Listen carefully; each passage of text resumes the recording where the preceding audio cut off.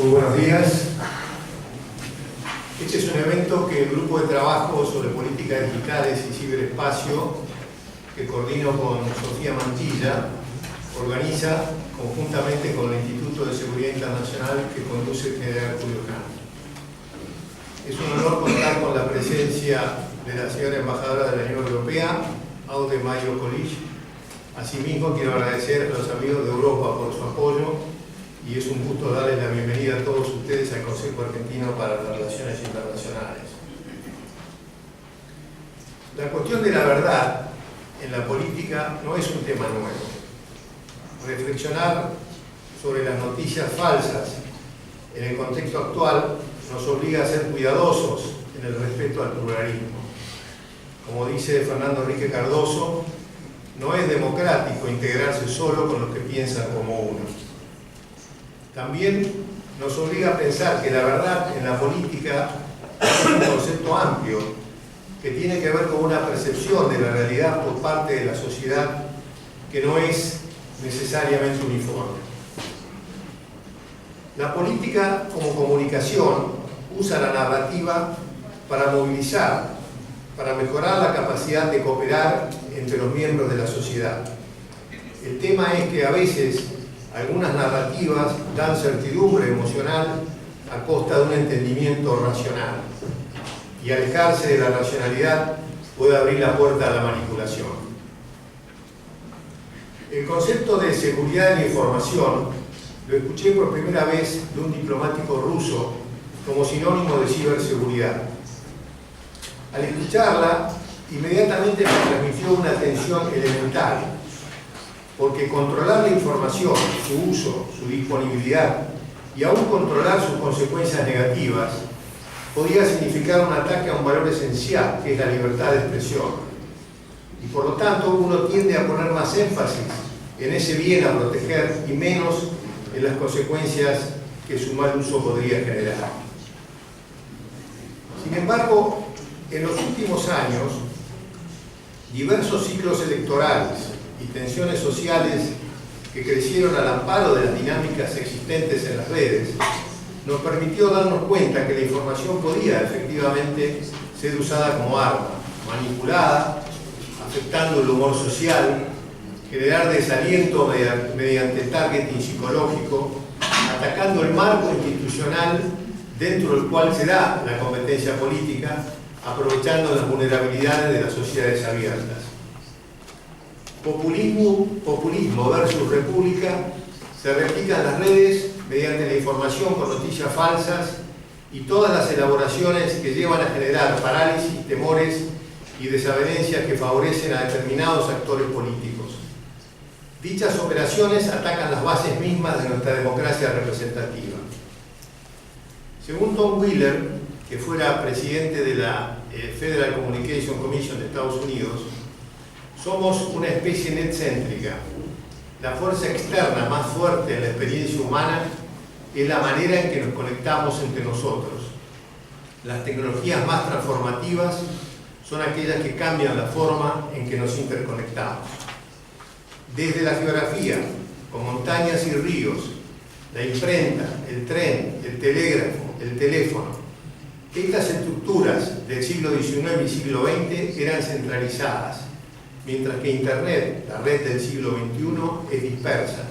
Las fuerzas se mueven en direcciones opuestas. Previas redes estaban en control para crear jerarquías y definir actividad. Por primera vez en la historia, las nuevas redes ponen al usuario en control. La creación de confianza en un sistema descentralizado como la red actual aparece como un desafío formidable para los gobiernos, individuos y empresas. Y este es un desafío particularmente grande para las sociedades abiertas. En función del desafío me pregunto, ¿es correcto permitir que las compañías tecnológicas se transformen en la plaza pública de la sociedad? ¿Hay que discutir la responsabilidad de los líderes de las empresas tecnológicas? Está claro que el problema no es la tecnología, sino las personas. En otras actividades o en otras profesiones, la tecnología ha potenciado resultados buenos y malos. ¿Qué hacer para mejorar la confianza? Esto es absolutamente enunciativo. Primero, yo diría desarrollo institucional, transparencia en las decisiones, reducción de la discrecionalidad. Las personas deben estar apoyadas por instituciones fuertes que reaccionen rápidamente en apoyo al individuo. Segundo, diría educación cívica. Muchos de los jóvenes que son muy hábiles con sistemas y computadoras no han tenido educación cívica. Muchos de ellos ni siquiera han hecho el colegio secundario. Me pregunto también si estamos educando para el siglo XX o para el siglo XXI. En la Universidad de Stanford, alguna de las grandes empresas tecnológicas, trabajan en equipos multidisciplinarios con antropólogos, filósofos, biólogos, neurocientíficos, psicólogos, economistas, juristas, eticistas, a efectos de contrarrestar el impacto negativo de la tecnología. En tercer lugar, creo que eventualmente va a haber que legislar, con mucho cuidado, porque no necesariamente las medidas de competencia y privacidad son totalmente adecuadas a esta nueva realidad. Esto será un juego iterativo, un juego del gato y el ratón. Se tomarán nuevas medidas que algunos actores tratarán de circunvalar, se tomarán de vuelta nuevas medidas, etcétera, etcétera. También este trabajo tiene que ser hecho, por supuesto, con las mismas empresas tecnológicas. Dice Yuval Harari que el mundo se ha vuelto sumamente complejo y difícil de comprender. En función de eso, entiendo que hay que hacer un enorme esfuerzo para comprender y explicar mejor la realidad. De lo contrario, la sociedad podría paralizarse y abriría las puertas a teorías conspirativas. Mayor información sobre los desafíos que enfrentamos atenuaría las angustias de la incertidumbre que acosa a la sociedad. Muchas gracias.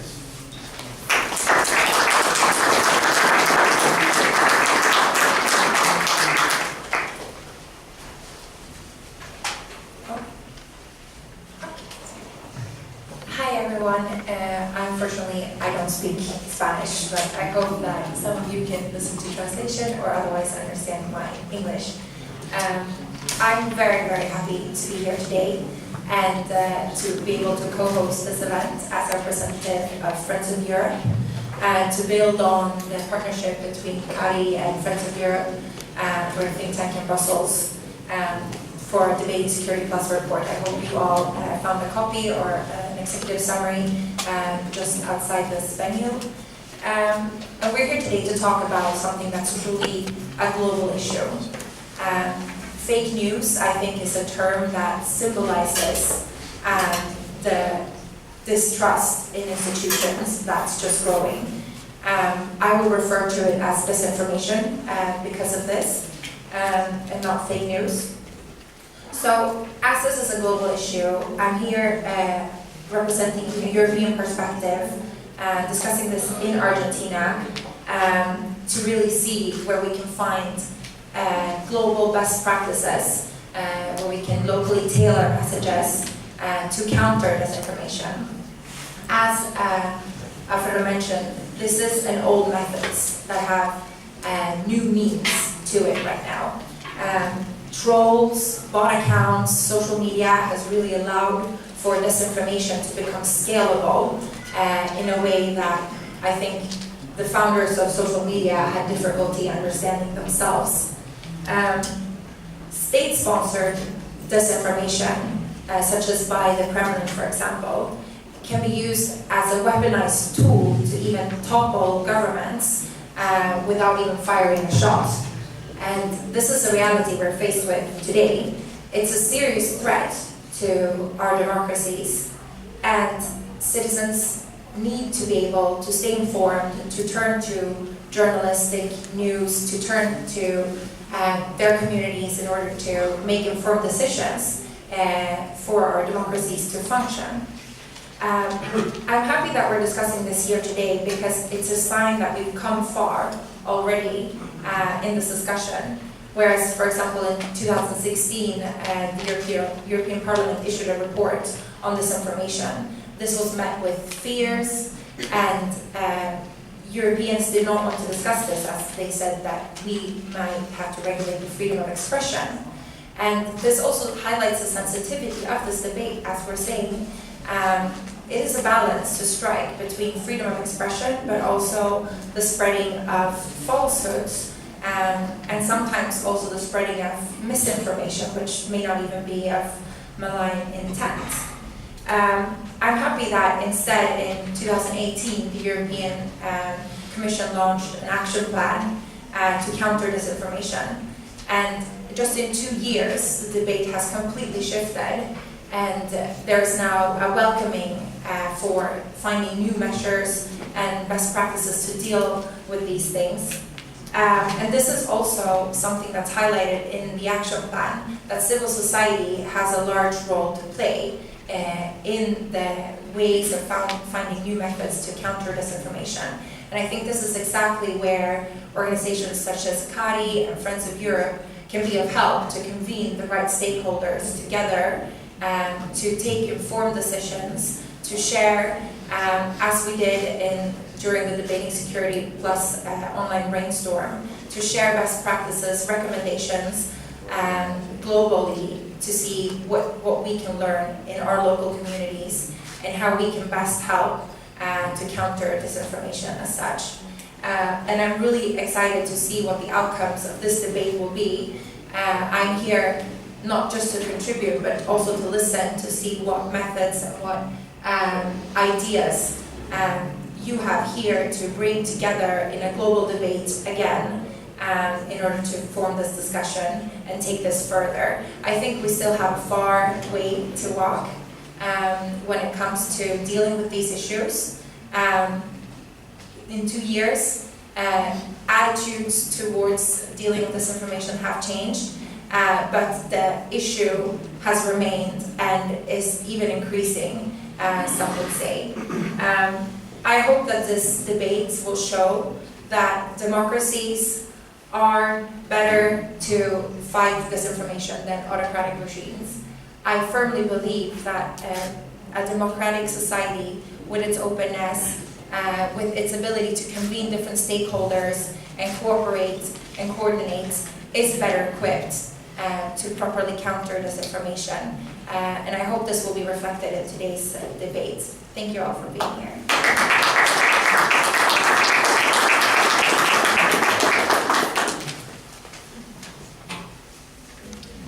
Bueno, muy buenos días. Muchísimas gracias a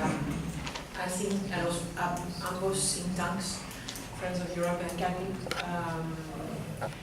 por informarme de este evento y por invitarme a estar aquí con ustedes. Cuando vi el título del foro, me pareció inmediatamente muy interesante poder asistir. Es un gran reto que tenemos con la desinformación todos, y la Unión Europea y Argentina están en periodos preelectorales, así que hace todo el sentido tener este foro hoy sobre este tema. En los últimos 6 años, la Unión Europea tuvo un crecimiento de alrededor de 2% por año. Desde el 2014 el desempleo ha bajado de 10 a 6%, la inflación anual se quedó debajo de los 2%. En el contexto del mandato de la Comisión Europea y del Parlamento Europeo que salen salientes, se lograron, a título de ejemplo, hay muchas otras cosas, se lograron la primera estrategia mundial de eliminación de los plásticos de uso único, se logró la protección de los datos personales de los ciudadanos europeos en medio del desarrollo de la economía digital, se logró la eliminación del costo de roaming para llamadas y uso de datos transfronterizos en la Unión Europea, y se distribuyó una ayuda humanitaria a 130 millones de personas en el mundo. Pero ¿quién escuchará?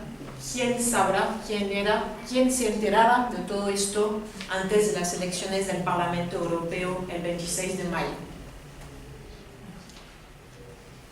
La Unión Europea tiene desde siempre un déficit comunicacional, principalmente porque contaba con sus Estados miembros para que fueran los primeros en abondar en el sentido de que es beneficioso pertenecer a la UE, construir la integración regional. Pero es lo contrario que pasó. Se nacionalizaron los éxitos y se europeanizaron, los fracasos. La última Comisión Europea especialmente tomó este asunto en serio y se reforzó mucho la capacidad comunicacional a nivel de la Unión Europea.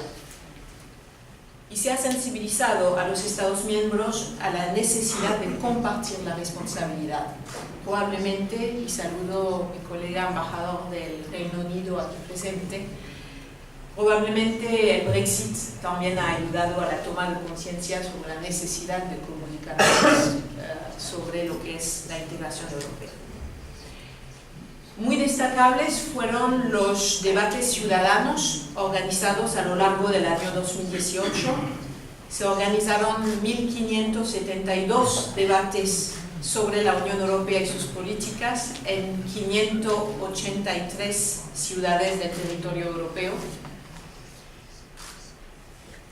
Mientras 62% de las noticias se leen en plataformas móviles, sigue más importante la confianza que tienen los europeos en los medios tradicionales. Según el Eurobarómetro, el nivel de confianza en la radio, en la televisión y periódicos físicos es de 66% en promedio. En cuanto está online, la confianza cae a 47% en el caso de los periódicos, y el nivel de confianza en las redes sociales es de 26%. Hay una cierta dicotomía entre dónde buscamos la información, dónde la leemos y el nivel de creencia que tenemos en lo que vemos. Esos datos se confirman con el hecho de que 73% de los utilizadores de Internet se preocupan por la desinformación online en periodos preelectorales. Estamos en eso. 83% de los europeos creen que las noticias falsas son una amenaza a los procesos democráticos. Entonces, ¿qué ha hecho la Unión Europea frente a ese desafío? Especialmente ahora, en el periodo preelectoral y en un contexto de crecimiento de los populismos en Europa. Empezó en 2015 con la creación de una task force para tratar la desinformación divulgada especialmente en el este y el sur de Europa. En mayo de 2016, la Comisión Europea acordó con Facebook, Microsoft, Twitter y YouTube un código de conducta para combatir el discurso de odio ilegal en línea, para ayudar a los usuarios a notificar el discurso de odio ilegal en esas plataformas sociales. En el transcurso de 2018, Instagram, Google+, Snapchat y Dailymotion anunciaron la intención de unirse al código de conducta.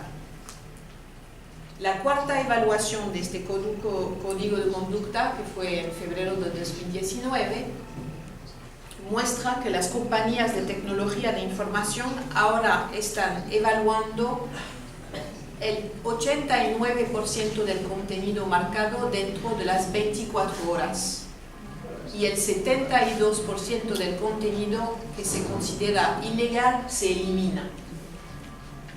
Gracias al código se han establecido asociaciones entre organizaciones de la sociedad civil, autoridades nacionales y plataformas de tecnología de la información en actividades de sensibilización y educación.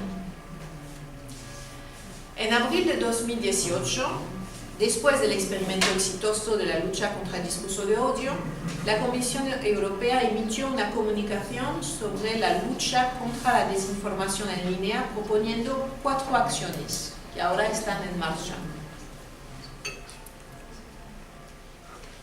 Se trata primero de un código de práctica de autorregulación sobre la desinformación para plataformas en línea y el sector de la publicidad, y se concluyó en un tiempo récord y ya está dando resultados.